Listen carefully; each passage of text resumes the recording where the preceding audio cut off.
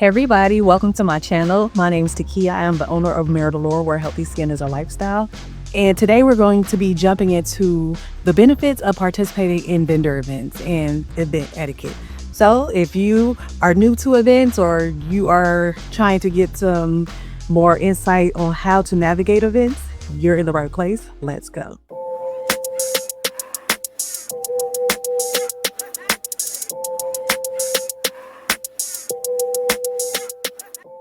All right. So yes, here are some event etiquette tips that'll help you be successful at events while being a vendor, as well as helping you build that customer pipeline, that brand awareness and reach. So yeah, I would definitely take these tips into consideration, and you may learn additional tips along the way, but here are some good starter tips. So tip number one, preparation is key.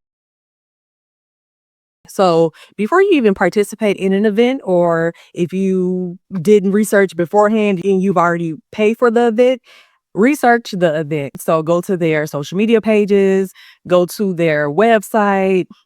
If you know of any other vendors who have participated in these events, reach out to them to see if they have any insights or any tips that'll help you be successful at said event.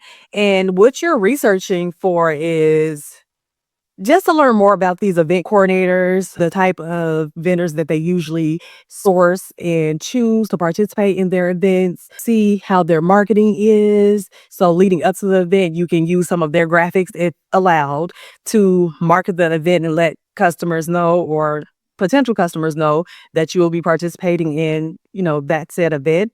And yeah, just to learn more about the overall organization in general. Dress appropriately, but along the same lines, look presentable, because that also is taken into account when potential customers and event participants see you at your booth or at your table. How does this person look? Do they look all disheveled and the clothes sloppy? Do they look like they just rolled out of bed? What impression do you want to give customers when they see you and come to your table? Because that can be a turnoff if you're not dressed appropriately from the standpoint of looking neat. You can turn off customers from even engaging with you, no matter how great your product and offerings are. If you don't look presentable, then that's not going to build that trust and make that potential customer comfortable with even coming to check out what you have. Bring your essentials. The first essential, your product. You can't forget that. That's why we're going to the event. We're trying to put this product in front of people. We're trying to sell it. We're trying to build that pipeline with these products. Do not forget your products, displays. So you can have a retractable banner. You can have a banner that you hang in the back of your tent. You can have, I think it's called an A banner or whatever. So you can write whatever you want to write on the banner, and it like sits outside of your tent. You can have that as your display, your actual displays that you're going to place your products on. So you can have like the acrylic displays, the wooden displays, the crates, what have you. But whatever you're using to prop your products up and design your booth and the tables, do not forget that. Cleaning wipes. So if you keep usually a bench, you need a 6-foot table. If you keep that in the garage and it's been in there for a while, when you break it out at the event, go ahead and wipe it down with a Clorox wipe. Go and get that extra dust and dirt off of it. So when you put on your tablecloths won't get that dirt and dust on it, and your booth and your presentation will look as neat as possible. Signage. So again, either the A sign or the banners, bring that, whatever you have. Also, pricing. So make sure that your signage includes pricing and it's clear and it's visible. And if you are putting any product benefits or just some quick facts about the product on the signage, just make sure it's visible and it's clear and it's simple enough for the customers to understand. Because if they're reading the signage and they're confused, chances are they're going to be turned off and probably leave, or they're just going to be drilling you with questions, which can be exhausting. So just make sure the signage is easily understandable for your customers. Business cards. You want people to know how to get in touch with you or know how to spread the word about your business. So if they don't follow you on social media, because many people do not have a social media, or they have detached from social media recently, just with everything that's going on, they will still have your business card so they can see that they can either call you or they can email you or they can do fill out a Google form. Just have a business card with all of your information listed so they know how to get in contact with you. And payment methods. Make sure those are ready before you get to the event. So if you're using a system like Square or Shopify, depending on which county you are participating in as far as the event, make sure you have the correct taxes turned on for that day, or just make sure it's working in general. And if you accept cash, make sure the cash box is there. So just these are some things that you should keep in mind when prepping for the event. First impression. So when it comes to the event coordinators, the first thing they look for is if you arrive on time. And it's okay to be early, but when you're late, that can, maybe the first time you're late, okay, cool, shit happens. But if it continues to occur, then that could put a bad taste in their mouth. Like, okay, I don't know if this vendor is reliable. Like it may be a situation that they don't even come at all because they're always coming late. So being on time shows respect for the event coordinator, and in turn, they will continue to invite you back to their events. Also, first impressions come into play when they send you event details or the event rundown a few days before the event or the day before the event.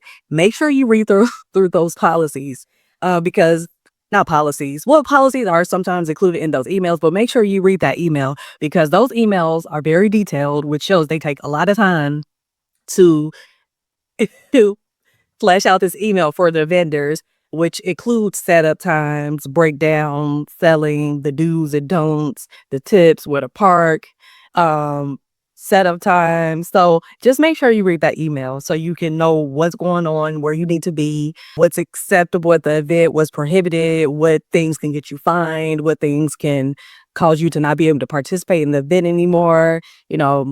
Just make sure you read through that email carefully. And when you see the event coordinators, whether you've seen them a million times or this is your first time, speak and introduce yourself. And they may not even remember your name, but the fact that when you saw them or if you looked for them to introduce yourself, the fact that you introduced yourself to them speaks volumes. And it also, again, shows respect for the event coordinator. So make sure you speak. If you don't say anything else to them that whole event day, just speak. Number 3, have an inviting display. So make sure that however you set up your tent and table or your booth, make sure it's inviting. So think of it from the standpoint, if I am a patron at this event, what would I want to see someone's tent setup be? Like, what will entice me beyond the products to come to their tent to see what they have without them saying a word to me? What in that tent or what in their display setup that will draw me to their tent or their table? So think of it from that way. Also, keep your space organized. Again, you don't want to cause confusion for your customers. So make sure they understand the flow of everything. Just don't just have random things just thrown on the table. Make sure if you are selling candles, for example, make sure they're set up in a way that the customer knows, like, okay, these are the bigger or 3-wick candles. These are the seasonal candles. These are the warm fragrances versus the floral versus the fruity. Like, have some type of flow to your display so customers can understand what's going on. And also, throughout the event, clutter can get on the table. Like, if your event is busy and you moving around a lot and you may have to wipe something here and do something there, just make sure that you keep your space clutter free. And then another way that clutter can build up is if you're eating throughout the event, maybe you may accidentally leave a drink cup on the front of the table, or if you're eating behind your table and you sit something down kind of like where you are located behind the table, but it's visible to the customer, that can look a little messy. So just make sure your space is organized. And when you are pulling products from the display, make sure you're restocking them, because a customer can also look at your table, and if it's empty, they're like, okay, they probably ran out of what I would want anyway. And there are some events that you run out of stuff, and your display can go from full to looking kind of skimpy, like mid to late event. If your displays are looking skimpy because you just had a really successful, busy day at the event, then that's that. You can't really control if you don't have any more inventory to refill or restock in those spaces. But if you do have the inventory to restock, go ahead and just restock it, just so your table can always look full. If you have testers, clean the testers. Especially at these bigger events, you get all types of people coming to your tables, and they opening testers, closing it, shaking it. They putting it over here by the furthest display when the testers were supposed to be in the middle of the table. So just make sure you always take inventory of what's on your table, and to always reset the table. Like, okay, let me put these testers back. Let me clean them because they're a little oily or they're a little messy right now.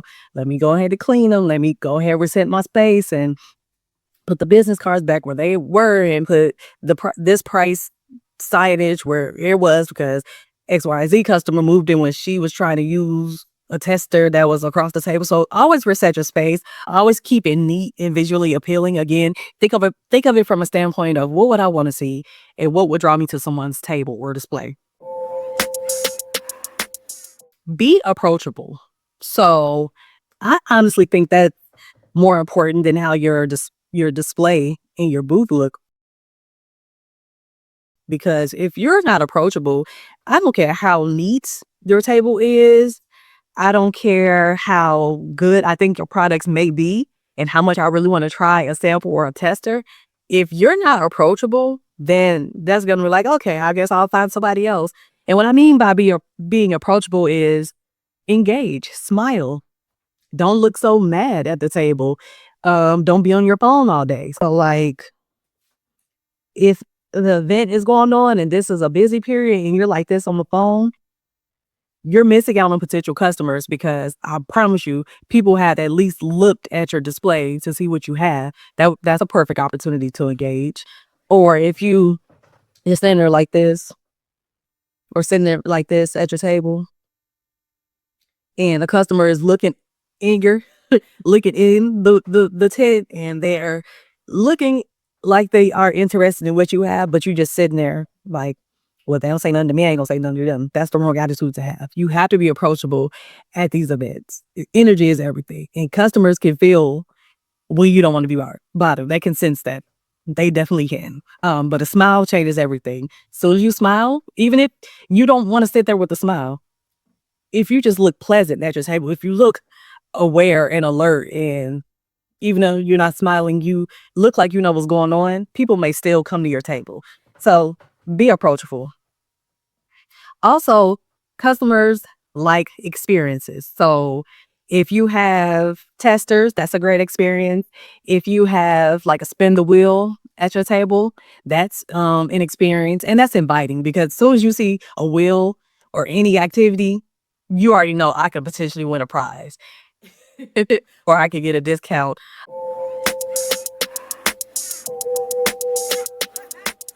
So I've seen a couple of experiences. I have a vendor buddy that I met a couple of years ago. She's now in the DC area, but she has an experience that customers can come to her table and create their own body butter fragrance and body oil fragrance. So she already has jarred body butters, unscented, jarred body oils, unscented, and customers have the option to choose between 1 to 2 fragrances that they want to blend, and they can come to the table, drop in the fragrances, mix it, smell it. Okay, yeah, this smells good. That's what I want. Pay for it. That's a great experience, because you felt like you have an exclusive fragrance. You got a fragrance that nobody else has. Even if 30 people mix those same 2 fragrances because they're popular together in their body butter or body oil, you still think yours is one of a kind because you mixed it yourself. That's a great experience that you can add to your table if you have a skincare business, or even if you don't have a skincare business. you want to create some type of experience.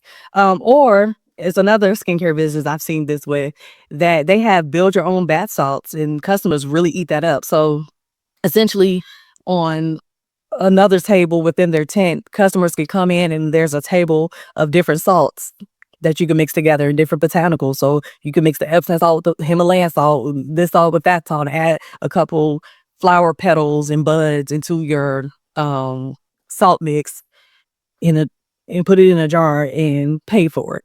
Again, people like experiences, people like to be hands-on. They like to at least have an idea of what they are purchasing before they commit and pay full price for it.